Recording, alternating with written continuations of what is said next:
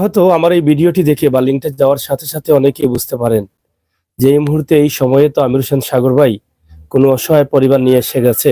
আমি তো আল্লাহর কাছে চেয়েছি যে আল্লাহ যতদিন বাঁচবো আমাকে যে প্ল্যাটফর্ম দিয়েছেন এই প্ল্যাটফর্ম থেকে যেন আমি ওই সমস্ত মানুষ নিয়ে কাজ করতে পারি। আল্লাহ হয়তো কবুল করেছেন, আর মানুষ আমাকে ভালোবাসে বলেই হয়তো বিভিন্ন দেশ থেকে এই সমস্ত মানুষকে সরাসরি আপনারা সাহায্য করছেন, এবং এই সমস্ত মানুষগুলো আমাকে খুঁজে খুঁজে বেড়ায়। কিন্তু কিছু কিছু জায়গা আছে আমি তাদেরকে খুঁজে যাই। আজকের এই ভিডিওটি তারা আমাকে নিয়ে আসে নাই, আমি এসেছি। যদি কথাগুলো আপনারা ভালো করে শ্রবণ করেন, শুনেন, তাহলে আপনার চোখে জল আসতে বেশি সময় লাগবে না, যদি আপনি মমিন হন। কারণ আল্লাহ রাসূল তো বলেছেন মমিনের দিল থাকবে নরম। আপনি প্রথমত স্মরণ করতে হবে প্রিয় নবী মুহাম্মদ সাল্লাল্লাহু আলাইহি সাল্লামের কথা, কারণ আপনি তো এই নবীর উম্মত। আল্লাহ তাআলা এই পৃথিবী সৃষ্টি করেছেন, কত জাতের, কত রঙের, কত বংশের মানুষ দিয়েছেন, সেটা আপনারা সবাই জানেন। শ্রেষ্ঠ ধর্ম হচ্ছে ইসলাম ধর্ম। সেই ইসলাম ধর্ম আমরা গ্রহণ করেছি নবী করিম সাল্লাল্লাহু আলাইহি সাল্লামের উত্তরসূরি হিসেবে। আপনারাও সেটা জানেন। সেই ইসলামকে প্রতিষ্ঠিত করতে, ইসলামকে প্রচার করতে আমার নবী করিম সাল্লাল্লাহু আলাইহি সাল্লাম কাফেরদের হাতে কত লাঞ্ছিত বঞ্চিত হয়েছেন, কত রক্ত ঝরিয়েছেন। সেই শেষ নবী, আখেরি নবী, প্রিয় নবী মুহাম্মদ সাল্লাল্লাহু আলাইহি সাল্লামের উম্মত হচ্ছি আমরা। আজকে এখানে বসে কথা বলছি শেষ উম্মত, শেষ নবী এবং শেষ নবীর শেষ উম্মত। আমাদের নবীর পরে কোনো নবী আসবেন না, আমাদের পরে আর কোনো উম্মত আসবেন না। তাই আমার নবী কষ্ট করে আপনাদেরকে, আমাদেরকে রাস্তা দেখিয়ে গেছেন, আর চলে গেছেন আজ থেকে 1400 বছর আগে, কিন্তু রেখে গেছেন আমাদের জন্য কিতাব কোরআন। সেখানে স্পষ্ট ভাষায় লেখা আছে আমরা কি করব, কিভাবে চলবো, কোথায় যাব, এগুলো স্পষ্ট ভাষায় লেখা আছে। এই পৃথিবী ক্ষণস্থায়ী, যেখানে আমাদের নবী কিন্তু এই পৃথিবীতে স্থায়ী হতে পারেননি, সেখানে তো আমরা স্থায়ী হব প্রশ্নই উঠতে পারে না। তাই দয়া করে আপনারা আমার নবী করিম সাল্লাল্লাহু আলাইহি সাল্লামের নির্দেশের ভিতরে চলে আসুন। যদি আপনি মানুষ হয়ে থাকেন, তাহলে মানুষকে তো শ্রেষ্ঠ জাতি আল্লাহ ঘোষণা করেছেন। এই কারণে করেছেন, মানুষের জ্ঞান আছে, মেধা আছে, বুদ্ধি আছে। মানুষ থাকতে হলে মানুষের ঘর প্রয়োজন হয়, মানুষ বাঁচতে হলে মানুষের ভালো খাবার প্রয়োজন হয়। খাবারের মধ্যে হালাল হারাম আল্লাহ একদম স্পষ্ট করে দিয়েছেন। তো আমরা যতদিন বেঁচে আছি, যতদিন বেঁচে থাকি, আমরা একটাই আশা করি যে হালালকে হারাম থেকে বিরত থেকে নামাজ পড়ে, নামাজি হয়ে, মানুষ হয়ে যেন আমরা মরে যাই। তাহলে আজকে এই সমস্ত অসহায় পরিবারগুলোকে কি করতে হবে? আল্লাহ আপনাদের যাদেরকে ধনী করেছেন, আপনাদের উপরে আল্লাহ নির্দেশ দিয়ে দিয়েছেন যে আপনার ধনের উপরে গরিবের হক, এটা স্পষ্ট। এবং আল্লাহ বলে দিয়েছেন যে এই মানুষগুলো কখনই দেখলো কোনো মানুষ অসুস্থ অবস্থায় পড়ে আছে, চিকিৎসা পাচ্ছে না, যখনই দেখলো কোনো মানুষ খাবারহীন অবস্থায় আছে, তখনই কিন্তু এই মানুষগুলোকে এগিয়ে আসতে হবে এই মানুষের পাশে, তখনই কিন্তু মমিন হতে পারবেন। আসুন না আমরা মানুষ হই। এই যে আমি আমির হোসেন সাগর আপনারা দেখছেন, কেউ কি বলবে আমি পশু? কেউ কি বলবে আমি পশু, জঙ্গলে থাকি? কেউ বলবে না। কারণ আমি দেখতে মানুষ, কথাও বলি মানুষের মতো, আমার মানুষের মতো হাত আছে, আমার চোখ আছে, নাক আছে, আমিও মানুষ। কিন্তু মানুষ হয়েছি কিনা এটা আমার নিজের বিবেককে প্রশ্ন করতে হবে, আমার জ্ঞানকে, বিবেককে প্রশ্ন করতে হবে যে মানুষ হতে হলে কি প্রয়োজন। মানুষ হতে হলে আমার নবী করিম সাল্লাল্লাহু আলাইহি সাল্লামের নির্দেশ মানতে হবে। মানুষ হতে হলে 5 ওয়াক্ত নামাজের পাশাপাশি আমার নবী করিম সাল্লাল্লাহু আলাইহি সাল্লাম যে রাস্তা দেখিয়েছেন সেই রাস্তা দিয়ে হাঁটতে হবে। আমার নবী করিম সাল্লাল্লাহু আলাইহি সাল্লাম যে রাস্তা বলেছেন সেই রাস্তায় যদি আমরা যাই, তাহলে আমরা জান্নাতি হতে পারি। ও ভাই, পৃথিবী থেকে মরে যদি যাই, মানুষ যদি হতে না পারি, জান্নাত আশা করতে পারি না। পৃথিবীতে দুটি রাস্তা আছে, একটি হচ্ছে শয়তানের রাস্তা, একটি হচ্ছে আল্লাহর রাস্তা। ঠিক মরার পরে আপনি দুটি রাস্তা পাবেন, একটি হবে জান্নাত, একটি হবে জাহান্নাম। তাহলে এই পৃথিবী থেকেই কিন্তু আপনাকে নির্ধারণ করতে হবে আপনি জান্নাতে যাবেন না জাহান্নামে যাবেন। আপনি যদি পৃথিবীতে শয়তানের রাস্তায় হাঁটেন, আল্লাহ আপনাকে ধন দিয়েছেন, কিন্তু আপনি এই সমস্ত মানুষকে চোখে দেখেন না, তাহলে চোখ থাকা সত্ত্বে আপনি অন্ধ। আল্লাহ আপনাকে ধন দিয়েছেন, আজকে আমির হোসেন সাগর আপনার কাছে সাহায্য চাচ্ছে, আপনি কানে শুনছেন না, আপনার কান থাকতে আপনি খাল্য হয়ে গেছেন। এই যে কথাগুলো একদম স্পষ্ট যে কাল কিয়ামতের দিন মরার পরে কান কথা বলবে, চোখ কথা বলবে, যে দেখো দেখো নাই, শুনেও শুনো নাই। আপনার জ্ঞান, বুদ্ধি, মেধা কথা বলবে, আপনার শরীরের প্রত্যেকটা পশম কথা বলবে। আপনি ভালো করলেন না খারাপ করলেন, কারণ আল্লাহ আপনাকে মুখ দিয়েছেন ভালো কথা বলার জন্য, কাউকে গালি দেওয়ার জন্য না, খারাপ কাজ করার জন্য না, খারাপ কথা বলার জন্য না। আল্লাহ আপনাকে হাত দিয়েছেন ভালো কাজ করার জন্য, কিন্তু শয়তান আপনাকে খারাপ কাজ করাচ্ছে। আল্লাহ আপনাকে টাকা দিয়েছেন ভালো মানুষকে সহযোগিতা করার জন্য, ভালো পথে ব্যয় করার জন্য, কিন্তু আপনি শয়তানের রাস্তা করছেন। কেন করছেন? কারণ ইবলিস তো পৃথিবীতে আছে। ইবলিস তো বলেছে নবীর উম্মতদের জাহান্নামে নিয়ে যাবে। কারণ ইবলিসকে যখন জান্নাত থেকে বের করে দেওয়া হয়েছিল, তখনই কিন্তু ইবলিস বলে আসছিল। তাই ইবলিস আপনার ভিতরে বসবাস করছে বলেই আপনার টাকা ব্যাংক ভর্তি কিন্তু টাকা দিচ্ছেন না। আপনি খাবারের অভাব নেই কিন্তু মানুষ খাবার পাচ্ছে না। আপনার সন্তানের অভাব নেই, সবাই সুস্থ, কোনো বিপদ নেই। আপনি কষ্টকে এই পৃথিবীতে আপনি বুঝেন নাই। মরণের আগে যদি কষ্ট বুঝেন না, শুধু যদি সুখ আর সুখ নিয়ে যান, তাহলে আপনার জীবন হচ্ছে ব্যর্থ। আপনার কষ্ট নাই তাহলে কি হয়েছে? এই সমস্ত মানুষের দ্বারা যদি আপনি কষ্ট না পান, তাহলে আপনার জীবন কি বুঝবেন? আর মরার পরে কি পাবেন আপনি? আপনাকে কষ্ট বুঝতে হবে। আল্লাহ সুখে রেখেছেন বলেই কিন্তু আপনি এই সমস্ত মানুষকে দেখবেন না, তাহলে জান্নাত আশা করবেন না। কারণ নামাজ পড়তে টাকা লাগে না, নামাজ আপনি পড়বেন, কাউকে টাকা দিতে হয় না। অনেক ভাই বন্ধুরা আছেন, তারা 5 ওয়াক্ত নামাজ পড়েন, টাকা ব্যাংক ভর্তি আছে, কিন্তু রাস্তা দিয়ে অসহায় মানুষ দেখছে, পাশের বাড়ির মানুষ না খেয়ে আছে, ঘরে বৃষ্টি পড়ছে, মুরব্বী মা নামাজ পড়তে পারছে না, কান্না করছে, আল্লাহ দেখো আমাকে, কিন্তু সেই পাশের বাড়ির টাকাওয়ালা মানুষটা তার দিকে তাকায়ও না। এই সমস্ত করে নামাজ পড়ে এগুলোকে তাকাচ্ছেন না, আপনি জান্নাতি হবেন? হতে পারবেন না। কেন আজকে আমি নিজে আসলাম এই কথাটা একটু আমি আপনাকে বলি। এটা বলার আগে আমার কলজাটা ফেটে যাচ্ছে। আচ্ছা, আপনার সন্তানকে আপনি কতটুকু ভালোবাসেন, এই প্রশ্নটা আপনার কাছে। এই মেয়েটাও তো কারো না কারো সন্তান।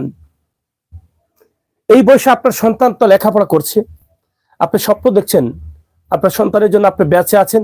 আপনার স্ত্রীকে বলছেন আমার টাকা পয়সা ধন সম্পদ সবই তো আমার সন্তানের জন্য, বলেন নাই?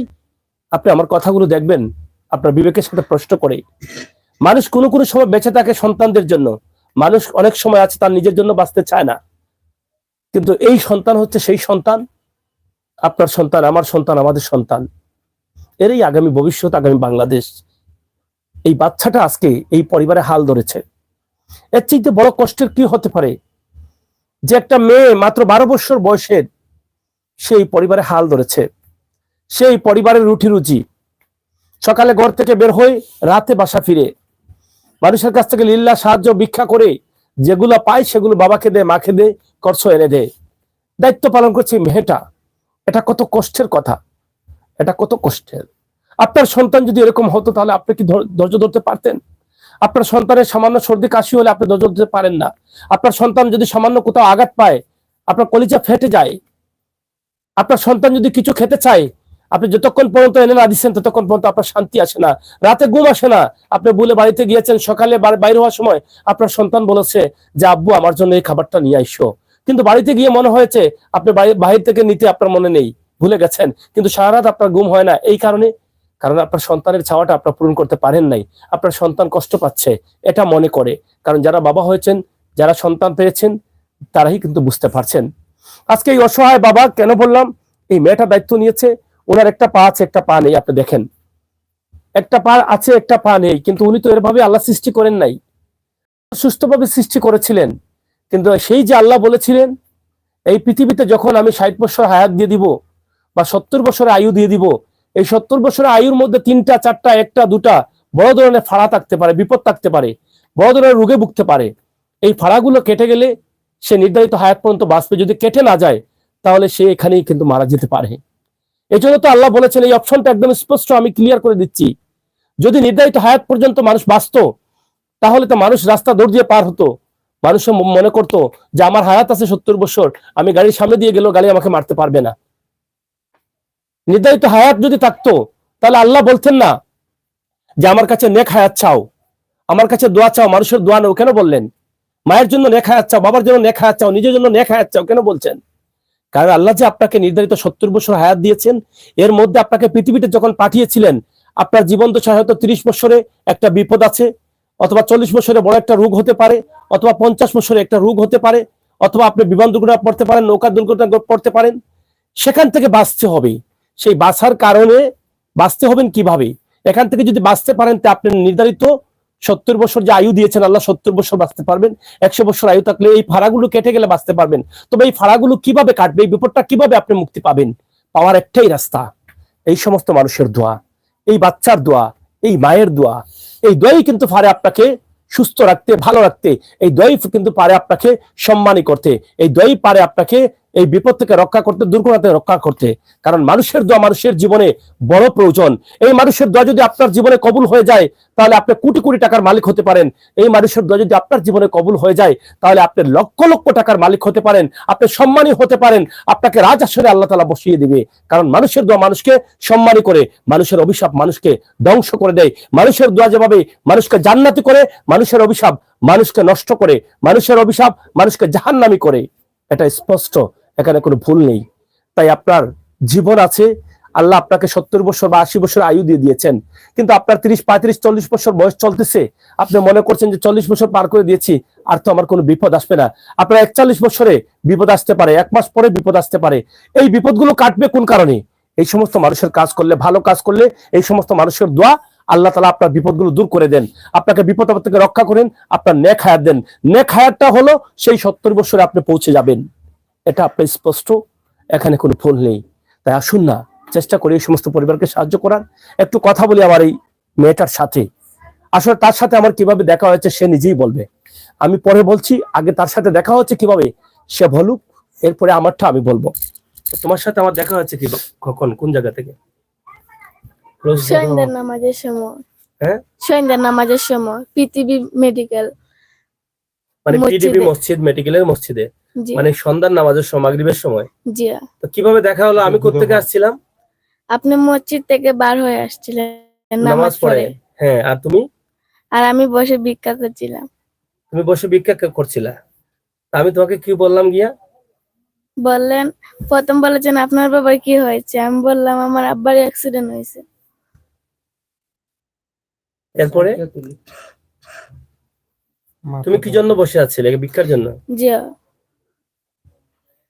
মেয়েটা দেখেন কান্না করছে, তার চোখে জল টলমল করে পড়ছে। কারণ এই বয়সে সে দায়িত্বটা নিচ্ছে। তার মতো মেয়েরা, আশপাশের অনেক মেয়েরা স্কুলে লেখাপড়া করছে, হাসছে, খেলছে, যেখানে আনন্দ করছে সেখানে তার আনন্দ নেই। রাত পোহালেই কিন্তু বের হয়ে যেতে হয় রাস্তায়, অথবা কোনো মসজিদের সামনে, অথবা হসপিটালের সামনে, অথবা মানুষ যেখানে পাবলিক প্লেসে, সেখানে যেতে হয়। কারণ হচ্ছে সে যদি রুজু করে সে নিজে পেটে বাদ দিবে, তার অসুস্থ বাবাকে বাদ দিবে, তার মা অসুস্থকে খাবার দিবে। এই হচ্ছে তার দায়িত্ব। কিন্তু এই দায়িত্বটা কে দিয়েছে তার কাঁধে? আপনারা তো শুনেছেন আমার সাথে কিভাবে দেখা হচ্ছে। আমি ভিডিওর শুরুতে বলেছিলাম যে মানুষ আমাদেরকে কল করে নেয়, আর এখানে আমি নিজে কল করে এসেছি। তার কারণ হচ্ছে একটাই, যখন পবিত্র মাগরিবের আজান হয়েছিল, ওসমানী মেডিকেলে আমি একটা কিডনি রোগীর ভিডিও করছিলাম, যিনি কিডনি রোগে আক্রান্ত হয়ে ওসমানী মেডিকেলে আসছেন। এর আগে ওনার বাড়ি হচ্ছে গোয়াইনঘাট। দুটি ভিডিও করেছি। উনি দিনমজুর মানুষ, ওনার বাচ্চারা বাড়িতে উপাস, একদম উপুস করছে, খাবার পাচ্ছে না, হাওরের ভিতরে বাড়ি। তো এর আগে দুটি ভিডিও করে দিয়েছিলাম, ওনার বাড়িতে গিয়ে অনেক কষ্ট করে গিয়েছিলাম, হাওর দিয়ে, নদী পার হয়ে, হেঁটে, কাদামাটি দিয়ে। এরপরে উনি কিডনি দুটাই নষ্ট হয়ে গেছে। এটা তো কিডনি ট্রান্সপ্লান্ট না করলে সুস্থ হওয়ার কথা না। তো সেই টাকা দিয়ে এতদিন প্রায় 1.5 থেকে 2 বছর পর্যন্ত তিনি চিকিৎসা নিয়ে বেঁচে আছেন। গত কয়েকদিন থেকে চিকিৎসা নিতে পারছেন না, টাকা নেই, অসুস্থ হয়ে পড়েছেন, ওসমানীতে ভর্তি হচ্ছেন। আমাকে বলেছেন ভাই আমি তো এরকম। তো আমি ওসমানীতে গিয়েছি, সেখানে ভিডিও করেছি। মাগরিবের আজান হয়ে গেছে, নামাজ পড়ছি পিডিবি মসজিদ, এই নবাব রোডের মুখে। নামাজ পড়ে যখন বের হয়েছি তখন দেখি এই বাচ্চাটা একদম দরজার সামনে, মুসল্লিদের সামনে একটা কাপড় বিছিয়ে তার বাবার একটা ছবি হাতে নিছে। তখন সে বলছে আমার বাবা অসুস্থ, কাজ করতে পারে না, আমাকে আল্লাহর ওয়াস্তে সাহায্য দাও।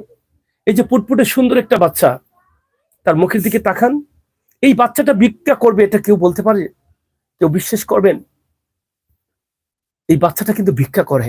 যখনই আমি তার চেহারার দিকে তাকিয়েছি, আমার কলিজার মধ্যে একটা মুচুর দিয়েছে। আমি সাথে সাথে আল্লাহকে বলেছি যে ইয়া আল্লাহ, জানি না এই বাচ্চাটা কেন আজকে ভিক্ষা করছে, আমি জানি না এই বাচ্চাটা কেন এখানে মসজিদের সামনে বসে আছে। আমি যখন মসজিদ থেকে বের হয়ে বাচ্চাটার দিকে তাকালাম, দ্রুত আমি তার কাছে গেলাম এবং তাকে জিজ্ঞেস করলাম, মা তোমার বাবার কি হয়েছে, এবং তোমার কি ভাই নেই, বা তুমি এখানে ভিক্ষা করছো কেন? তখন সে আমাকে বললো, আঙ্কেল আমি এরকম, আমার বাবা একটা সড়ক দুর্ঘটনায় পা হারিয়েছেন, এখন আমাদের আর রুজি করার মতো আমার ভাই নেই, আমি কিন্তু এই সাহায্য নিয়ে চলি। তাকে নাম্বারের কথা বলেছিলাম, তাদের নাম্বার, সে নাম্বার দিতে পারছিল না। পরবর্তী আমার একটা কার্ড দিলাম যে তোমার আব্বাকে বলিও আমাকে একটা কল দেওয়ার জন্য। পরবর্তী তারা কল দিয়েছেন, নাম্বারটি সেভ করেছি, এবং আজকে হয়তো কয়েকদিন পরেই কিন্তু আজকে আমি এখানে এসেছি। কেন এসেছি?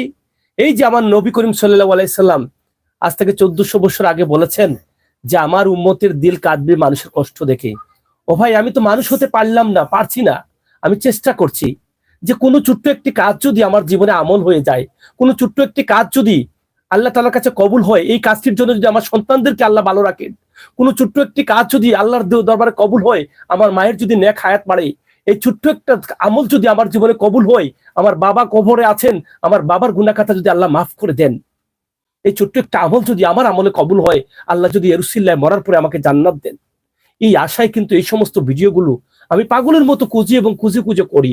এখানে কোনো টাকা পয়সার জন্য আমি আসি না, আমি আসি শুধুমাত্র আমার নবী করিম সাল্লাল্লাহু আলাইহি ওয়াসাল্লাম উম্মত হিসাবে আল্লাহর নির্দেশ এবং নবীর নির্দেশ মানার জন্য। কারণ আমি বিশ্বাস করি আমি বাঁচবো না, আমি যে কোনো সময় মারা যেতে পারি। তখন আমি বলি যে আল্লাহ, আমার বাচ্চারা এখনো ছোট ছোট, আমি যদি মারা যাই তো আমার বাচ্চাগুলোকে কে আগলিয়ে রাখবে? এটা প্রত্যেক বাবাই কিন্তু এটা চায় আল্লাহর কাছে, যে আল্লাহ অন্তপক্ষে আমার বাচ্চাগুলোকে যেন একটা অবস্থান নিয়ে যাই, এরপরে যদি আমার আয়ু থাকে না আমাকে নিয়ে নিও। কিন্তু এই যে বাচ্চাটা আজকে এভাবে এখানে আসছে, এখানে কেন আসছে, আজকে লাইভে কেন আসছে, আজকে ভিক্ষা কেন করছে? তার বাবার জন্য শেখাচ্ছে। কারণ সন্তান তো বাচ্চার জন্য কাঁদবে, আর বাবা তো সন্তানের জন্য কাঁদবে। এটাই তো পৃথিবীতে এই বাঁধনটা তো সবচেয়ে কঠিন বাঁধন, রক্ত, এটাই তো রক্ত বলা হয়। তাই আমি চেষ্টা করছি যে আমি এই পৃথিবীতে কিছু করে যাই। আমি যদি হঠাৎ মরেও যাই, তাহলে হয়তো আমার ভালো কাজের ফলাফল আল্লাহ তাআলা আমার সন্তানদের উপরে দিবেন। আমি মরে যাওয়ার পর কোনো না কোনো মানুষ আমার সন্তানকে ভালো চোখে দেখবে। আমার বিশ্বাস, আমার চোখে দেখেছে আমার বয়সে অনেক মানুষ মানুষের উপরে জুলুম করেছে, অত্যাচার করেছে। তার কারণ তার শক্তি ছিল, তার টাকা না থাকলেও তার শক্তি ছিল, তার ছেলে ছিল 5টা 7টা, তার গোষ্ঠী বড় ছিল, পাশের বাড়ির একজনকে তার জায়গা নিয়ে নিয়েছে জুড়ে, পাশের বাড়ির একজনকে অত্যাচার করেছে, তার ধান কেটে নিয়েছে, মানুষকে জুলুম অত্যাচার করেছে। আমি দেখেছি তার বুদ্ধি ছিল আর মানুষ ছিল, শক্তি ছিল বলে এই শক্তিটা শয়তানের কাছে ব্যবহার করেছে, মানুষের অভিশাপ সে নিয়েছে। তার বুদ্ধি এবং শক্তি নিয়েই কিন্তু সে বেশি দিন বাঁচে নাই, একসময় সে মারা গেল। তার সন্তানরা পৃথিবীতে আছে, কিন্তু দেখা গেল মাত্র কয়েক বছরের মধ্যেই সেই সন্তানদের ভাত মসর হচ্ছে না, সন্তানরা ভাত পাচ্ছে না। এর কারণ কি? সন্তানরা তো পাপ করে নাই, পাপ করেছিল বাবা। বাবা মানুষকে জুলুম করেছে, অত্যাচার করেছে, অন্যায় করেছে। এই মানুষের অভিশাপ আজকে বাবা চলে গেছে, কিন্তু বাবা যে জুলুম করেছে সেটার প্রভাব পড়েছে সন্তানদের উপরে, সন্তান সেটার খেসারত দিতে হচ্ছে। ও ভাই, আপনি মরে যাবেন, আপনার সন্তানের জন্য কিছু করে যান। আপনি আপনার কথা চিন্তা করবেন না, আপনার পরবর্তী প্রজন্ম, আপনার বাচ্চাদের কথা চিন্তা করেন। এই সমস্ত কাজগুলো করেন, ভালো কাজ করেন, আল্লাহর কাছে চান যে আল্লাহ মানুষের কল্যাণে কাজ করার তৌফিক দাও। পৃথিবীর শ্রেষ্ঠতম কাজ। এই বাচ্চাটা ভিক্ষা করে এই বাচ্চাটা কান্না করছে, এখানে দেখে তার চোখের জল আসছে। তার বাবার পাটা হারিয়েছেন, এরপর থেকেই সে কিন্তু ভিক্ষা করছে। একটু তার বাবার সাথে একটু কথা বলবো, বাচ্চার সাথে একটু কথা বলবো। তার মাও কিন্তু এখানে আপনারা দেখছেন অসুস্থ, এই পুরো পরিবারটাই অসুস্থ। কে করেছেন? আল্লাহ করেছেন। আমরা একটু আপনার সাথে কথা বলি। একটু ধরো তোমার বাবার মুখে, হ্যাঁ আপনি ধরেন। আপনার কতদিন থেকে এই সমস্যা হয়েছে? আসসালামু আলাইকুম। আমি আজকে 8-10 বছর ধরে বিছনাথ ফোন, আমার কোমরে রড লাগাইলাম, আমার একটা পাও নাই। আমি বড় বাবু আছি, বাচ্চা গুন লইয়া চলতাম পারি না। 10 বাবার কাছে আল্লাহর হস্তে সাহায্য চাই। আমার মেয়েটা, আমি বড় বাবু আছি, আমার সাহায্য করুক আল্লাহর হস্তে।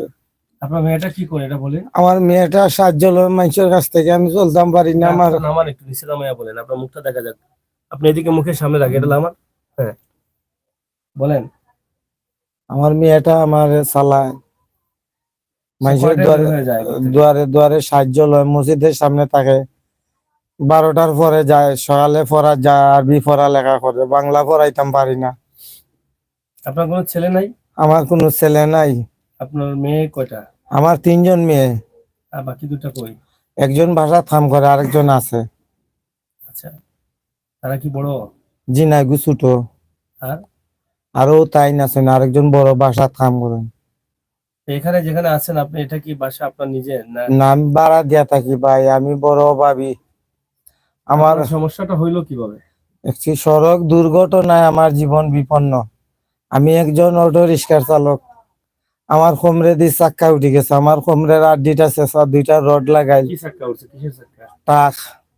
এটা বলেন, ক্লিয়ার করে বলেন, আজকে বুঝিয়ে বলেন। আমার কোমরে দিয়ে ট্রাকের চাক্কা উঠে গেছে। আমি একজন অটো রিক্সার চালক। একটি সড়ক দুর্ঘটনায় আমার জীবন বিপন্ন। বর্তমানে আমার কোমরে 2টি রড লাগানো আছে।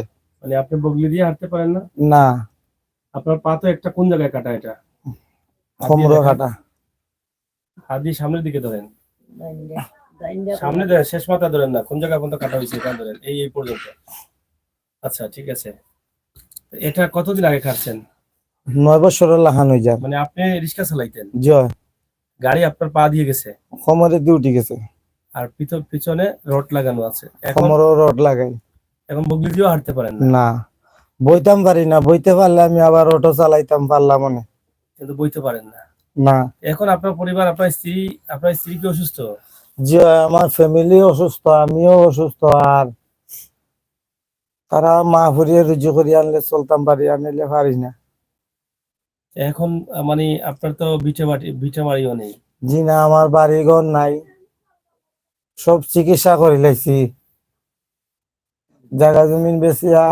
আপনার কি এখন কষ্ট হয় না যে আপনার এই যে মেয়েটা ঘরে থাকবে, আর মেয়েদেরকে তো আমরা নিরাপদে রাখার জন্য ঘরেই রাখি, জি কিন্তু আপনার মেয়েটা যে এই যে দেশের যে পরিস্থিতি, হরতাল অবরোধ, এর মধ্যেও প্রতিদিন বাইরে যায়, আপনার কি কষ্ট হয় না? জি হয় ভাই। আমার মেয়েটা না চালাইলে আমি উপাসে মরলাম মনে। এখন কি চান আপনি, বলেন, কথা বলেন না কেন? 10 বাপ ভাইয়ের কাছে আল্লাহর হস্তে সাহায্য চাই। আমার বাচ্চার ঋণ লই আমি চলতাম। আমি বড় বাবু আছি, আমার থাকবার জায়গা নাই, ঘর নাই। আমার সাউরা একজন মানুষ নাই। আমার ফ্যামিলিটা অসুস্থ, পরিবার, আমার পরিবারটাও অসুস্থ।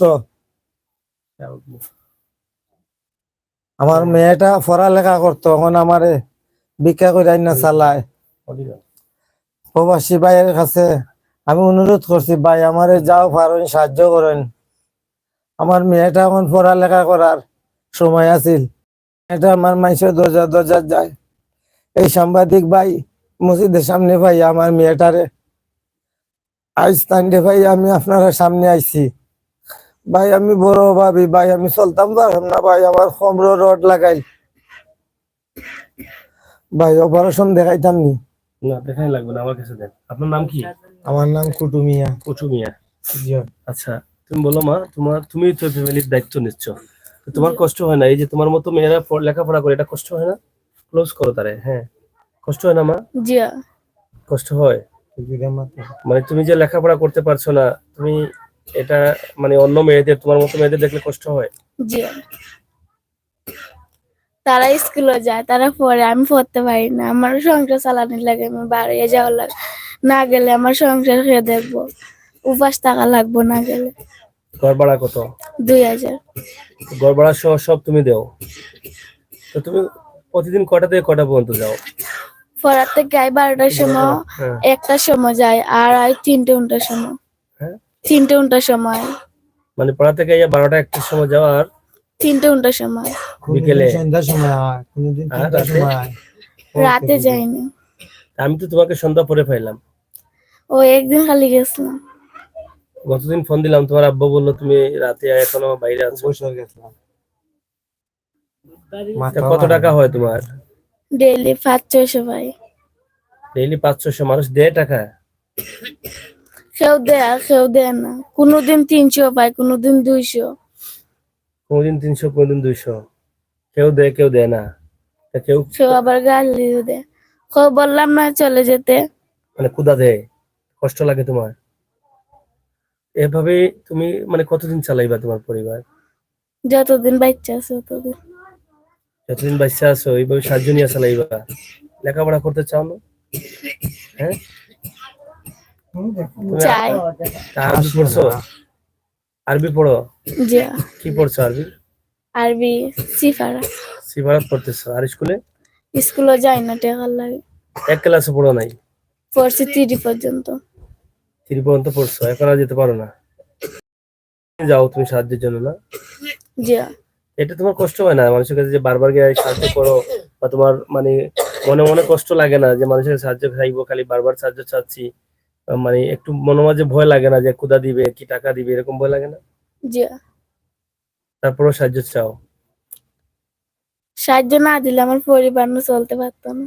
আচ্ছা, যখন তুমি সাহায্য চাও অনেক মহিলার কাছে তো চাও না, জি। তো মহিলার সাথে তোমার মতো মেয়েরা থাকে না তার মায়ের সাথে? জি। ভালো ভালো কাপড় পরা, এটা তোমার দেখলে কি মনে হয় কিছু? জি, আমার কষ্ট লাগে কারণ আমার মা বাবার টাকা নাই আমার যে কিনা দিত। মানে মনে মনে ভাবো যে এরকম যদি আমি পড়তে পারতাম, এটা কষ্ট হয়? জি। কষ্ট হয়। আচ্ছা, তোমার নম্বরটা একটু বলো। 01646873778। ধীরে ধীরে দুটা দুটা করে বলো। 01646873781।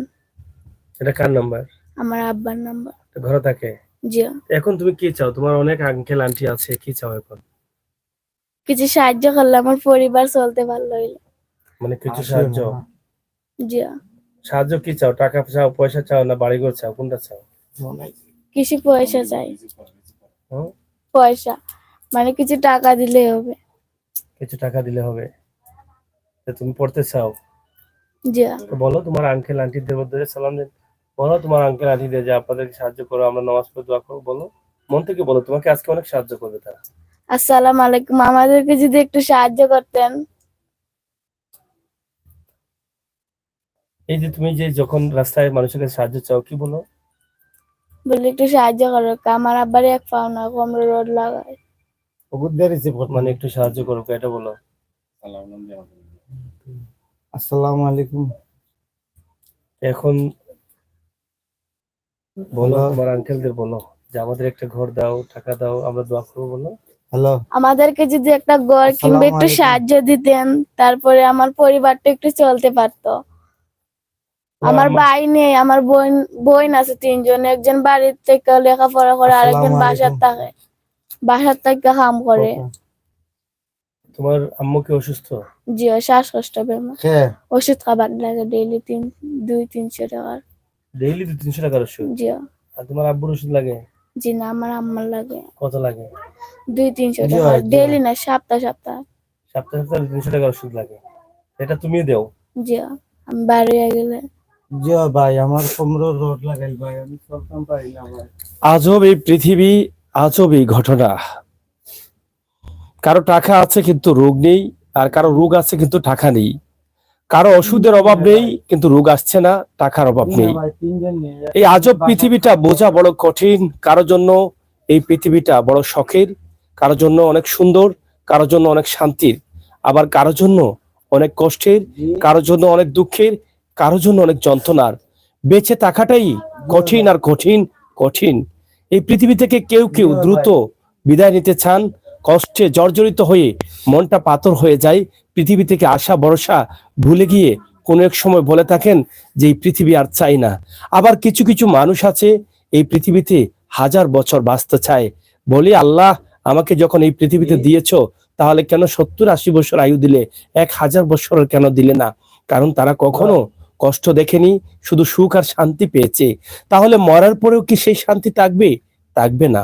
থাকবে তাদের জন্য যারা এই পৃথিবী থেকে কষ্ট করে যায়, যাদেরকে আল্লাহ তাআলা শান্তি রেখেছেন, যারা কষ্ট কি বুঝে না, তারা যদি কষ্টটা বুঝতে পারে, এই সমস্ত মানুষের সাথে মিশতে পারে, এই সমস্ত মানুষের কাছে আসে, তাহলে তারাই কিন্তু আল্লাহ তাআলার কুদরতি ছায়ার তলে আসতে পারবে, আল্লাহ তাআলার রহমতি ছায়ার তলে আসতে পারবে। তারাই কিন্তু নবী করিম সাল্লাল্লাহু আলাইহি সাল্লামের ভালোবাসার মানুষ হবে। কারণ এই বাচ্চাগুলো না খেয়ে আছে, এই মানুষগুলো না খেয়ে থাকে। এই ছোট্ট একটি বাচ্চা, যে বাচ্চাটি পরিবারে হাল ধরেছে, ও ভাই কত কষ্টের এই বিষয়টা। যেখানে আপনার বাচ্চাকে আপনি মুখে তুলে খাওয়াচ্ছেন, চাহিদা মাত্র খাওয়াচ্ছেন, আপনার সোনার চামচ দিয়ে আপনার বাচ্চার জন্ম হয়েছে, সেখানে এই বাচ্চার জন্মের পর থেকেই লেখাপড়া কি বুঝতে পারে না, শুধুমাত্র সকালে লেখাপড়া করছে, আরবি শিক্ষা নিচ্ছে, নামাজ শিক্ষা নিচ্ছে, কারণ মুসলমানের সন্তান হিসাবে এরপরে আর পড়ালেখা করতে পারছে না। তার প্রতিদিন ছুটতে হয় মানুষের দ্বারে দ্বারে, ঘর থেকে বের হয়ে। জবানার অনেক ঘটনা ঘটে। এই বাচ্চাটা এই বয়সে সে ঘর থেকে বের হচ্ছে, এই সমস্ত বাচ্চাদেরকে অনেকভাবে পাচার করা হয়, অনেকভাবে তাদের ক্ষতি করা হয়, বিভিন্ন সমস্যায় জর্জরিত। সমাজে যেরকম ভালো মানুষ আছেন, খারাপ মানুষের কমতি নেই। তারপরে এই মেয়েটা বলছে জীবনে যতদিন বেঁচে থাকবে তার এই পরিবারকে সে টানতে হবে। এই এতটুকু বাচ্চা, ছোট্ট একটি বাচ্চা, তার পরিবারের প্রতি কতটুকু টান এসেছে, কারণ তার বাবাকে তো সে ফেলে দিতে পারবে না। একটা সড়ক দুর্ঘটনা হতে পারে সারা জীবনের কান্না। এই যে সড়ক দুর্ঘটনায় আমার এই ভাইয়ের একটা পা হারিয়েছেন, ওনার পিঠে আরো দুটো অপারেশন হচ্ছে যেখানে রড লাগানো আছে, যার ফলে উনি বগলি দিয়েও হাঁটতে পারেন না। যদি বগলি দিয়ে হাঁটতে পারতেন তাহলে হয়তো মেয়েকে না দিয়ে উনি বগলি নিয়ে বের হয়ে এই মেয়ে যে কাজটি করছে সেটা তিনি করতে পারতেন, মেয়েটা ঘরে থাকতো। কিন্তু এমন অবস্থা হয়েছে ওনার, আল্লাহ তাআলা করেছেন যে উনি নিজেও বের হতে পারছেন না, দায়িত্ব নিয়ে নিতে হয়েছে এই মেয়েদেরকে।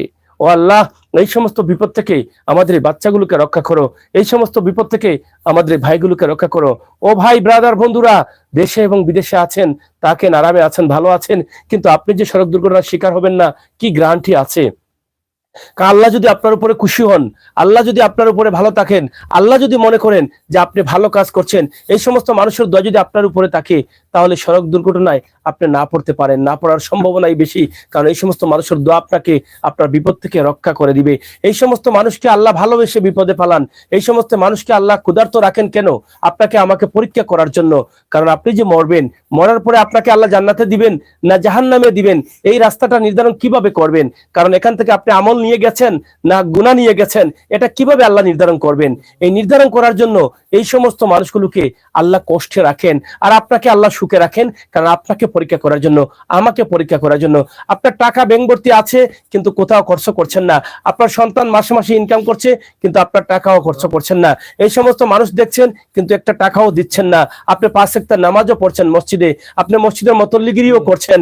এই সমস্ত করে যদি আপনি যদি শুধু নবীর এই নির্দেশটা মানেন যে নামাজ পড়বো আর মসজিদের মতল্লি হব, এই নির্দেশ মেনে আপনি জান্নাতি হতে পারবেন না। বিশ্বাস করেন, আপনার মেধাকে জিজ্ঞেস করেন, এই নিঃশ্বাসে, এই বিশ্বাসে আপনি জান্নাতি হতে পারবেন না। জান্নাতি হতে হলে আপনাকে আমার নবী করিম সাল্লাল্লাহু আলাইহি সাল্লাম যেটা বলেছেন যে নামাজ তো অবশ্যই প্রয়োজন, নামাজ হচ্ছে বেহেশতের চাবি, নামাজ বেহেশতের চাবি। নামাজ পড়তে হবে, নামাজের পাশাপাশি মানুষের কল্যাণে কাজ করতে হবে। এই সমস্ত অসহায় মানুষের মুখে খাবার দিতে হবে, তাদের মুখে হাসি ফোটাতে হবে। এই পৃথিবীতে যদি একটি অসহায় পরিবারের মুখে একটি হাসি ফোটাতে পারেন আপনি, তাহলে আপনার জীবন সার্থক হয়ে যাবে। আপনি মরার পরে এই যে হাসি ফোটাচ্ছেন, এই হাসিটাই কাল কিয়ামতের দিন সাক্ষী দিয়ে আপনাকে জান্নাতি করবে। তাই আসুন, আল্লাহ তাআলা যেন আমাদের প্রত্যেককে তৌফিক দান করেন, আমরা যেন মানুষের কল্যাণে কাজ করতে পারি। আমার এই মেয়েটার জন্য আজকে আপনাদের কাছে সাহায্য চেয়ে গেলাম, আমার এই মেয়েটার জন্য আপনাদের কাছে হাত পাতলাম, আমার এই মেয়েটার জন্য আমি আপনাদের কাছে আসলাম। যেটা শুরুতে বলেছিলাম, আমার এই মেয়েটার সাথে দেখা হয়েছিল সেই মসজিদে নামাজ পড়ে, মাগরিবের নামাজ পড়েছিলাম, বের হয়ে দেখি মেয়েটা সেখানে বসে বসে সাহায্য করছে একদম মসজিদের দরজার সামনে। এই মেয়েটা যখন আরো বড় হবে তখন তো আর মসজিদের সামনে যেতে পারবে না। এই মেয়েটা যখন আরো বড় হবে তখন তো মানুষের সাথে যেতে তারও লজ্জা লাগবে, কিন্তু তারপরও তাকে যেতে হবে। তার নুন আনতে পান্তা পুরায়, খাবার দাবার ঠিক মতো হচ্ছে না, তার চেহারাটা গতদিন যেভাবে দেখছিলাম আজকে সেইভাবে পাচ্ছি না। যত সময় যাচ্ছে তার চেহারাটা নষ্ট হচ্ছে, তার মাথায় টেনশন রয়েছে, মায়ের চিকিৎসার ওষুধ, বাবা ব্যবস্থায় রয়েছেন, ঘরের ভাড়া মাস পড়লে, খাবারের ব্যবস্থা প্রতিদিন। পেট তো আর কথা মানে না। এই যে দেশে হরতাল অবরোধ চলতেছে, পেটকে যদি আপনি বলেন যে 5 দিনের যদি অবরোধ মেনে নাও, পেট কখনো মেনে নিবে? পেট তো অবরোধ মানবে না। কিন্তু পেটের খাবার কম দেন, বেশ দেন, দিতে হবে। এই মানুষগুলো বাঁচবে, কষ্ট করে বাঁচবে, না খেতে খেতে গ্যাস্ট্রিক হবে, গ্যাস্ট্রিক থেকে আলসার হবে, বড় রোগ হবে, তারপর বাঁচবে। কে বাঁচিয়ে রাখবে? যিনি সৃষ্টি করেছেন তিনি কেন রাখবেন? এই প্রশ্ন করতে পারেন। আল্লাহ চাইলে তো ওনাদেরকে একবারে শেষ করে দিতে পারেন, আল্লাহ চাইলে তো ওনাদেরকে ধনীও করে দিতে পারেন, পারেন না? পারেন। তারপরও তাদেরকে কেন রেখেছেন? ভালোবেসে রেখেছেন, ভালোবেসে কষ্টে ফেলেছেন। আল্লাহ তাআলার ভালোবাসার মানুষকে যারা ভালোবাসবে, আমার নবী করিম সাল্লাল্লাহু আলাইহি ওয়াসাল্লাম তাদেরকে ভালোবাসবে। আল্লাহ তাআলার ভালোবাসার মানুষকে আল্লাহ তাআলা কুদরতি ছায়ার তলে রাখেন। তারা এদেরকে যারা সাহায্য করতে আসবে তারা যেন কুদরতি ছায়ার তলে আসলো। এই যে আজকে আমি এসেছি, আমি মনে করি যে আমি কুদরতি ছায়ার তলে, আল্লাহ তাআলার রহমতি ছায়ার তলে এসেছি। কারণ আমার কথা যদি, আমার ভিতরের চাওয়াটা যদি নিখুঁত থাকে, পাওয়াটা নিশ্চিত। আমার বিশ্বাস এই সমস্ত মানুষ আমাকে কখনো অভিশাপ দিবে না, এই সমস্ত মানুষ আমাকে দোয়া দিবে। কারণ এখানে আমি তাদের জন্য এসেছি, তাদের জন্য দুটা কথা বলছি, তারা তো হয়তো বুঝতে পারছেন এই সমস্ত মানুষের দোয়া আমার জীবনটা পরিবর্তন করে দিতে পারে। আমি সেই আশায় তাদের কাছে আসি। যদি হাজার হাজার পরিবারের ভিডিও করছি, একটি পরিবারের ভিডিও যদি আমার জীবনে আমার আমলে কবুল হয়ে যায়, তাহলে আল্লাহ তাআলা আমার জীবনটা পরিবর্তন করে দিতে পারেন। তাই আসুন আমরা সবাই চেষ্টা করি, আল্লাহর কাছে রাত পোহালেই ঘুম থেকে উঠার আগে প্রার্থনা করি যে আল্লাহ আমি তোমার গুনাহগার বান্দা, আল্লাহ আমি তোমার প্রিয় বন্ধু মুহাম্মদ সাল্লাল্লাহু আলাইহি ওয়াসাল্লাম উম্মত, আল্লাহ আমি সারাদিন যেন ভালো হয়ে চলতে পারি, আল্লাহ নামাজ যেন আদায় করতে পারি, আল্লাহ হালাল যেন রুজু করতে পারি, আল্লাহ হারাম থেকে যেন বেঁচে থাকতে পারি, আল্লাহ হালাল ভাবে উপার্জন করে যেন চলতে পারি। আল্লাহ তুমি হালাল রিজেক আমাকে দিও। রিজেক দাতাকে একমাত্র আল্লাহ। আল্লাহর কাছে তুমি যেভাবে চাইবা আল্লাহ তোমাকে সেভাবে চালাইবা। আল্লাহকে তুমি বলো, আল্লাহই কিন্তু আপনাকে নির্ধারণ করবেন কোন রাস্তায় যাবেন, আল্লাহই কিন্তু আপনাকে চালাবেন। আপনার মাথাকে বেঁধাকে আপনি রাস্তা খুঁজে নিতে হবে। তাই আল্লাহ বলেছেন আপনি কোন রাস্তায় যাবেন এই পৃথিবী থেকে, জাহান্নামী হবেন না জান্নাতি হবেন, সেই রাস্তাটা তোমার মেধা দিয়ে তুমি বুঝে নিতে হবে। এই মানুষগুলো গাছতলায় থাকতে পারবে না, এদের ঘরের প্রয়োজন, কারণ মানুষ আছে বলেই তাদের ঘরের প্রয়োজন। যদি মানুষ না হতো গাছতলায় থাকতো, মানুষ হয়েছে বলেই ঘরের প্রয়োজন। তাই এদেরকে যদি এখান থেকে ভাড়ার জন্য মালিক বের করে দেয়, তারা যাবে কোথায়? গাছতলায় তো থাকতে পারবে না, কারণ তারা তো মানুষ। তাই এদের বাড়ি নেই, ঘর নেই। অনেক বোনেরা আছেন, অনেক মায়েরা আছেন, আমার ভিডিও দেখে দেখে অনেক পরিবারকে আপনারা সাহায্য করেছেন। যাদের জন্য আমি ঘরের টিন চেয়েছি তাদেরকে ঘর তৈরি করে দিয়েছেন, যাদের কিডনি রোগের চিকিৎসার জন্য টাকা চেয়েছি তাদের কিডনি পরিবর্তন করে দিয়েছেন, যাদের জন্য ভিটা চেয়েছি তাদের ভিটা কিনে ঘর বাড়ি করে দিয়েছেন, যাদের চিকিৎসার জন্য 50,000 চেয়েছি তাদেরকে 5 লক্ষ 10 লক্ষ টাকা আপনারা দিয়েছেন, যাদের চিকিৎসার জন্য সামান্য টাকা চেয়েছি তাদের চোখ অপারেশন করে ভালো করে দিয়েছেন।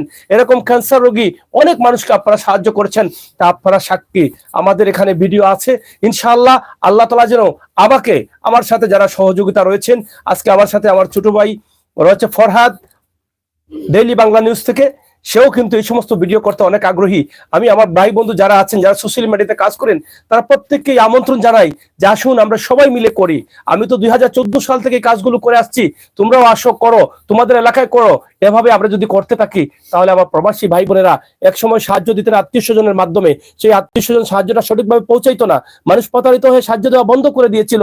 কিন্তু সোশ্যাল মিডিয়া আসার পরে আমি যখন এটা চালু করলাম যে যারা সাহায্য করবেন সরাসরি তাদের কাছে করবেন, আমরা যাদের ভিডিও করব তাদের নাম্বার দিব, ঠিকানা দিব, তাদের বিকাশে অথবা তাদের সাথে কথা বলে কিভাবে দিবেন, সরাসরি দিবেন, আমাদের কাছে না। তাই আজকেও বলে যাচ্ছি আমার প্রবাসী ভাই বোনেরা এখান থেকে চলে যাওয়ার পর এই পরিবারকে সাহায্য করার জন্য আপনারা কেউ আমাকে কল দিবেন না, আমার কাছে সাহায্য দেওয়ার চেষ্টা করবেন না, কারণ আপনি বললেও আমি এটা দিব না। আর আমি বলবো আপনি এখানে ঠিকানা পাওয়ার পরে, এখানে নাম্বার পাওয়ার পরে, আপনাদেরকে আমরা সবকিছু বলে দেওয়ার পরেও আপনি সাহায্য করবেন এই পরিবারকে, আপনি কেন আমাকে ফোন দিবেন? আমাকে ফোন দেওয়া মানে আপনার মতো বোকাই পৃথিবীতে নাই। কারণ সাহায্যটা হচ্ছে এমন, যেই সাহায্যটা আপনি যাকে করবেন আপনার নিজে যদি সুযোগ থাকে তাহলে আপনি সরাসরি তার কাছে দিবেন। যেহেতু আমরা নাম্বার দিয়ে দিয়েছি সেখানে আপনি আমার হাত দিয়ে করবেন কেন? কারণ আপনার ভিতরে অশান্তি থাকবে যে আপনার সাহায্যটা সরাসরি গেছে কিনা, পাইছে কিনা, এটা একটা কষ্ট থাকতে পারে। সেই জন্য আপনার চাওয়াটা, আপনার অশান্তি দূর হবে না। তাই সাহায্যের জন্য সরাসরি নাম্বার দিয়েছি, সেই নাম্বারে যোগাযোগ করে যখন সাহায্যটা তাদের কাছে পাঠিয়ে দিবেন, আপনিও নিশ্চিত সাহায্যটা তাদের কাছে গেছে, তারাও নিশ্চিত সাহায্যটা তারা সরাসরি পেয়েছে। তো প্রিয় দর্শক, এর চাইতে উত্তম কাজ আর হতে পারে না। নাম্বার দিয়েছি ক্যাপশনে, দয়া করে নাম্বারটা নিবেন, তাদের সাথে আরো কথাবার্তা বলে বুঝে শুনে দিবেন। সাহায্যটা কার জন্য দিবেন? আপনার এই মেয়েটার জন্য দিবেন। সাহায্যটা কার জন্য দিবেন? আপনার এই মাঠার জন্য দিবেন। সাহায্যটা কার জন্য দিবেন? আপনার এই সন্তানটির জন্য দিবেন। আমি সেই আশা করছি, কারণ আমি চাই না বাবার জন্য দেন, আমি চাই না মায়ের জন্য দেন, তারা অসুস্থ, সন্তান যখন এই পরিবার দায়িত্ব নিয়ে নিয়েছে, আমি এই বাচ্চাটার জন্য দোয়া করব। আপনাদের কাছে চেয়ে গেলাম আজকে আপনারা দয়া করে একটু সাহায্য করবেন, অন্তপক্ষে আমার এই বাচ্চাটার দিকে তাকিয়ে। আমি বিশ্বাস করতে পারি আমার এই বাচ্চার ডাক যারা শুনবে আল্লাহ তাদের দোয়া কবুল করবে, তাদের ছাওয়াটা কবুল করবে, আমার বিশ্বাস। কারণ এই মেয়েটা একদম নিষ্পাপ একটা মেয়ে, যে এখনো পৃথিবীর আলো বাতাস বুঝে না, সে তার পরিবারের দায়িত্ব নিয়েছে, সে রাস্তায় রাস্তায় হাঁটে আর ভিক্ষা নেই। এরা কখনো পাপ করে না, পাপ করার সুযোগ পায় না, এরা কোনোভাবে পেটে বেঁচে থাকার জন্য সংগ্রাম করে, বেঁচে থাকার যুদ্ধ করে। এই যুদ্ধ নিয়ে কিন্তু এই বাচ্চাটা এখনো আছে। এই বাচ্চাটাকে যখন আপনারা সাহায্য করবেন, নিঃসন্দেহে আপনার বাচ্চা কাচ্চার ভবিষ্যৎ আল্লাহ তাআলা উজ্জ্বল করে দিবেন। আপনার বাচ্চা কাচ্চাকে আল্লাহ তাআলা হেফাজতে রাখবেন, আপনাকে হেফাজতে রাখবেন, আপনার পরিবারকে হেফাজতে রাখবেন। এই বাচ্চাটার দোয়া, এই মেয়েটার দোয়া আপনার জীবন আমল সবকিছু পরিবর্তন করে দিতে পারে। আসুন আমরা সেই কথা লক্ষ্য করি যেটা আমার নবী করিম সাল্লাল্লাহু আলাইহি ওয়াসাল্লাম জীবন দশায় দেখিয়েছেন। আপনি হয়তো জানেন অনেক সাহাবীরা, অনেক কিতাবে এরকম রয়েছে যে একজন সাহাবী হজে যাবেন, কিন্তু প্রতিমধ্যে গিয়ে দেখেন একটা ক্ষুধার্ত মানুষ আছেন, তিনি ক্ষুধার জ্বালায় মরা গরুর মাংস নিয়ে খাচ্ছেন, কিন্তু সেই হাজি মানুষটা তখন ওনার কাছে গেলেন, গিয়ে জিজ্ঞেস করলেন কি এটা কেন নিয়ে আসছেন? বলে এটা আমি খাবো, আমার পেটে ক্ষুধা রয়েছে। তিনি বলেছিলেন কেন ক্ষুধা আছে?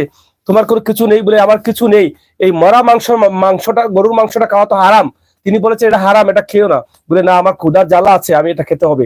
পরবর্তী এটা ফেলে দিয়েছেন, কিন্তু এই খাবারটা তিনি ওনার হজে যাওয়ার সময় যে টাকা ছিল সব টাকা এই মানুষকে দিয়েছেন। এরপরে তিনি আর হজে যাওয়া হয়নি, কিন্তু পরবর্তী ওনার পরিচিত মানুষ যিনি দিয়েছিলেন এক সাহাবী, ওনার পরিচিত মানুষরা হজ থেকে ফিরে এসে বলছেন যে আপনাকে তো সাফা মারুয়া পাহাড়ে দেখলাম আপনি 7 চক্কর দিচ্ছেন, আপনাকে তো মক্কার দেখলাম আপনি এই চক্কর দিচ্ছেন, আপনি হজ থেকে কবে ফিরলেন? আসলে দেখেন আল্লাহ হজ কিভাবে কবুল করেছেন, যে কত বড় কাজ হয়েছে। যে মানুষটা ক্ষুধার্ত ছিল, হজের টাকাটা ওনাকে দিয়ে তিনি বাড়ি ফিরেছেন, কিন্তু নিহত ছিল সহি যে হজে যাবেন, কিন্তু হজের চাইতে দেখেছেন যে ক্ষুধার্ত মানুষকে খাবার দেওয়াটা জরুরি হয়ে গেছে। এর চাইতে বড় কি বোঝানোর আছে ভাই? দয়া করে আপনারা দূরে থাকবেন না। যেখানে দেখেন আল্লাহ হজ কবুল করেছেন, তিনি বাড়িতে আছেন, কিন্তু ওনার পরিচিত জন তারা দেখছেন যে তিনি হজ করছেন, অথচ উনি হজে যান নাই। তার মানে হচ্ছে আল্লাহ এটা প্রমাণ করেছেন যে মানুষের নিয়ত যদি তাকে সহি, তাহলে আশাটা আল্লাহ তাআলা পূরণ করেন। তাহলে আসুন আমরা আমাদের যা আছে আমরা মরার আগে বিলিয়ে দেই। কাল পর্যন্ত বাঁচবেন আপনি কি বিশ্বাস করেন? আজকে বাঁচবেন আপনি কি বিশ্বাস করেন? আমি আমির হোসেন সাগর এখান থেকে বাড়ি ফিরে যেতে পারবো কি বিশ্বাস আছে? এই যে নিঃশ্বাসটা আছে দেহের ভিতর, ছোট্ট পাখি উড়াউড়ি করছে, এটা যখন বন্ধ হয়ে যাবে, হাত লড়বে না, পা লড়বে না, মুখ লড়বে না, কিছু লড়বে না, সব শেষ। এই নিঃশ্বাসের বিশ্বাস নেই, এক নিঃশ্বাস নিয়ে এত বড়াই করবেন না। টাকা পয়সা যা আছে চিন্তা করেন মরে যাবেন। আল্লাহ রাসূল যেটা কথা বলেছেন, শয়তানের দোকান থেকে বেরিয়ে সেই রাস্তায় আসার চেষ্টা করেন। আমার প্রাণপ্রিয় ভাইরা, আপনারা অনেকেই সাহায্য করেন, আজকেও করবেন, আবার বিশ্বাস আমাকে খালি হাতে ফিরিয়ে দিবেন না। আজকের যে লাইভটি আমি করছি সিলেট শহরেই কিন্তু করছি, শহরের গাছিটুলা থেকে করছি, একটি কলোনি থেকে।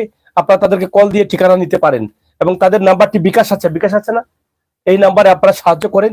এখনই যদি করেন, এখনই তাদের খাবারের প্রয়োজন হবে, কাল করলে কাল খাবারের প্রয়োজন হবে। প্রত্যেকটা টাকা আপনি নিয়ত করার আগে আল্লাহর অবশ্যই কবুল হয়ে যাবে। আপনি বিপদে আছেন, আপনি আমির হোসেন সাগরের কথা আপনি শুনে যদি মনে করেন যে এই গুনাহগার মানুষটা সবসময় সাহায্য চায়, আমি বিপদে আছি, একটু এই মানুষগুলোকে সাহায্য দিই, দেখি আল্লাহ আমাকে উদ্ধার করে কিনা, আমি নিঃসন্দেহে বলতে পারি আপনি নিয়ত করে বিপদ থেকে উদ্ধার হওয়ার জন্য যখন এই মানুষগুলোকে সাহায্য করবেন, আল্লাহ আপনার বিপদ থেকে আপনাকে দূর করবেন। আমি কিছুক্ষণ আগে মাগরিবের নামাজ, এশার নামাজ পড়ে এসেছি, আমি তখনও আল্লাহর কাছে প্রার্থনা করছি যে আল্লাহ আমার ভিডিওগুলো দেখে যারা সাহায্য করে তাদেরকে তুমি ভালো রেখো, নেক হায়াত দিও, তাদেরকে টাকাওয়ালা করো, সম্মানী করিও, জান্নাতি করিও। আমি সব সময় চেষ্টা করি আমার সেই মানুষগুলোকে দোয়া করার জন্য, যেই মানুষগুলোকে আমাকে চিনে না, জানে না, সেই সুদূর আমেরিকা থেকে, লন্ডন থেকে, কানাডা থেকে, প্রবাস থেকে, বিভিন্ন দেশ থেকে আমার প্রাণপ্রিয় ভাই বোনেরা কষ্ট করে মাথার ঘাম পায়ে ফেলে যারা রুজি করেন, আমি গুনাহগারের ডাকে আপনারা লক্ষ লক্ষ টাকা মানুষকে দিচ্ছেন। আমি বিশ্বাস করি আপনারা মানুষের জন্য কাঁদেন, আমি বিশ্বাস করি অসহায় মানুষকে কষ্টে দেখে আপনার মন কাঁদে, আপনার দিল কাঁদে, আপনি পাগলের মতো ছুটে আসেন। এই যে গতদিন একটা ভিডিও করলাম, আমার এক বোন উনাকে কল দিয়ে ওনাদের সাথে টাকা দিয়েছে, আমাকে পরে কল করে বলেছে ভাই আমি উনার 1,20,000 টাকা সাহায্যের প্রয়োজন, কিন্তু আমি উনাকে 1,60,000 দিয়ে দিয়েছি, বলছি 1,20,000 টাকা দিয়ে উনি চিকিৎসা করবেন, বাকি টাকা দিয়ে ঘর ঠিক করবেন। তো আমার বোন পরবর্তী খুশি হয়ে আমাকে বলেছেন এভাবেই তো ঘর দিচ্ছেন, বাড়ি দিচ্ছেন, কারণ কে দিচ্ছে? এই মানুষগুলোই দিচ্ছে। কারণ এই পৃথিবীতে মুমিন আছে, মানুষ আছে। আমার রাসূল যে কথা বলেছেন যে মানুষ হতে হলে মানুষের কষ্ট দেখে কান্না করতে হবে, মানুষ হতে হলে মানুষের কষ্ট দেখে পাগলের মতো ছুটে আসবে, আর এই পাগলের মতো ছুটে আসাটা কাল কিয়ামতের দিন কাজে লাগবে। মাথার উপরে যখন সূর্য আসবে তখন আল্লাহ এবং আল্লাহ রাসূল বলবেন এই মানুষটির উপরে এই মানুষটির আমল ভালো আছে, একে ভালো জায়গায় নাও, একে কাউসারের পানি দাও, অনেক কিছু রয়েছে, অনেক কিছু এই শর্ট সময়ে তো বোঝানো যাবে না। আর আমি কতটুকু বোঝাবো ভাই জানি না, আপনারা তো আমার থেকে আরো ভালো বুঝেন, শুধুমাত্র হয়তো খেয়াল করছেন না বলেই এই শয়তানের ধোঁকায় পড়ে ঘুমে আছেন। এই ঘুম থেকে জেগে উঠুন আর এই সমস্ত মানুষকে সহযোগিতা করুন। আমার মা বোনদের কাছে আমি চিরকৃতজ্ঞ, আপনারা বেশিরভাগই সাহায্য করেন এই সমস্ত পরিবারকে, আপনাদের জন্য বেশি বেশি করে আমরা দোয়া করব। আজকের এই ভিডিওটি আমি সিলেটের গাছিটুলা এই একটি কলোনি থেকে এখান থেকে শেষ করছি। এই বাচ্চাটিকে আপনারা একটু সহযোগিতা করেন, কেউ যদি পারেন প্রতি মাসে মাসে 5,000 টাকা দেন, আপনি নিয়ত করেন, এই মেয়েটার সাথে কথা বলেন যে মা তুমি ভিক্ষা কইরো না, আমি তোমাকে প্রতি মাসে 5,000 টাকা দিব, তোমার বাবা মা নিয়ে তুমি চলো। আমার বিশ্বাস এই মেয়েটা লেখাপড়া করবে। কোনো ভাই যদি পারেন এই মেয়েটাকে লেখাপড়াতে ভর্তি করে দেন, কারণ আপনার এর চাইতে বড় কাজ হতে পারে না। এখানে আশপাশে মাদ্রাসা আছে, আপনি মাদ্রাসায় তাকে ভর্তি করেন, দেখবেন সে ভালো মেধাবী হয়ে উঠবে। কারণ এই পৃথিবীটা কি সে বুঝতে শিখেছে। আমরা আশা করি আপনারা এই দায়িত্ব নেবেন, কারণ আমার ভিডিও দেখে অনেক বাচ্চাদের আপনারা মাদ্রাসা লেখাপড়া করাচ্ছেন, লেখাপড়ার দায়িত্ব নিচ্ছেন। এই বাচ্চাটা লেখাপড়া করতে চায়, আপনাদের সামান্য সহযোগিতা পারে তার জীবনটা সুন্দর করতে, নয়তো তার ভবিষ্যৎটা অন্ধকার হয়ে যাবে। এভাবে ভিক্ষা করতে করতে তারও তো একটা ভবিষ্যৎ আছে, তার ভবিষ্যতের আলোটা লিমে যাবে। যেখানে আলোটা জ্বলার কথা সেখানে নিমু নিমু অবস্থায় আছে। তাই আল্লাহ তাআলার হুকুম হয়েছে আমরা এসেছি, আল্লাহ তাআলার হুকুম ছাড়া আমরা এখানে আসতে পারবো না। আল্লাহর হুকুম হয়েছে বলেই আমার ভাই বোনেরা অনেকেই প্রবাস থেকে দেখছেন এবং দেখবেন, সাহায্য করবেন। আমরা আবারও নাম্বারটি দিয়ে শেষ করে নিচ্ছি। নাম্বারটা বলো মা। 0176461 না, প্রথম থেকে বলো, প্রথম থেকে। না, 01 থেকে বলো। 0166468। আচ্ছা, মোবাইলটা দেন একটু, একটু থাকেন। নাম্বারটি আমি দিচ্ছি আপনাদেরকে, আপনারা একটু নাম্বারটি তুলে নেন, খুলো।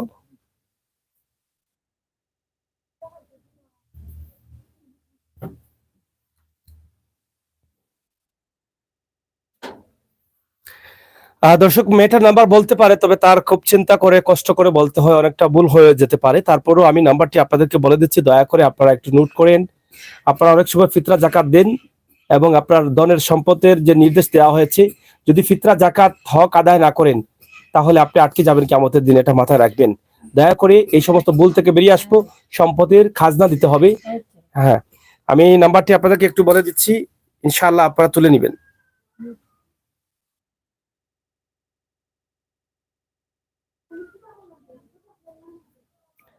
নাম্বারটি হচ্ছে 01646873781।